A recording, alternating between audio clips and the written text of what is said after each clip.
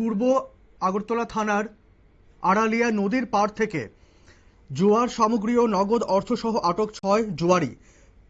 ধৃতদের পুলিশ রিমান্ডে চেয়ে আদালতে সোপর্দ করা হলো।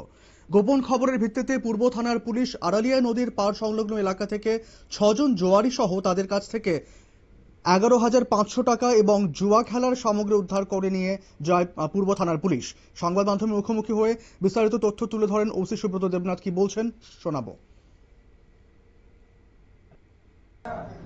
আজকে দুপুরবেলা একটা আমরা নর্মালি মোবাইল টোবাইল করি, এর মধ্যে খবর আসে যে আড়ালিয়া যে বারণী ঘাট, এখানে চাল স্নান করছে আজকে বারণী স্নান।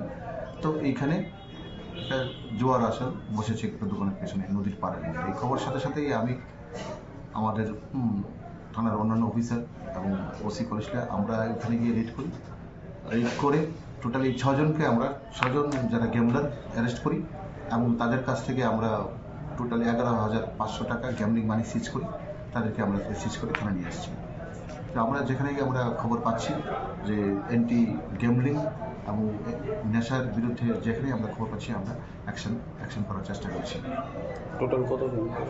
টোটাল আমরা 6 জনকে অ্যারেস্ট করেছি আর ওদের কাছ থেকে গ্যামলিং মানি প্রাপ্ত হয়েছে 11,500 টাকা। ধৃতদের বিরুদ্ধে প্রয়োজনীয় আইনি ব্যবস্থা নেওয়া হয়েছে পুলিশ জানিয়েছে। অভিযুক্তদের আদালতে তোলা হয়েছে। পুলিশ রিমান্ডের আবেদন জানানো হয়েছে। রাজ্যে অবৈধ জুয়া ও অসামাজিক কার্যকলাপ রুখতে পুলিশ যে কড়া অবস্থান নিয়েছে এই অভিযান তারই প্রমাণ। ভবিষ্যতেও এই ধরনের অভিযান আরো জোরদার করা হবে বলে জানিয়েছেন পুলিশ প্রশাসন। নিয়ে নেব ছোট্ট একটা বিজ্ঞাপন বিরতি, সঙ্গে থাকুন।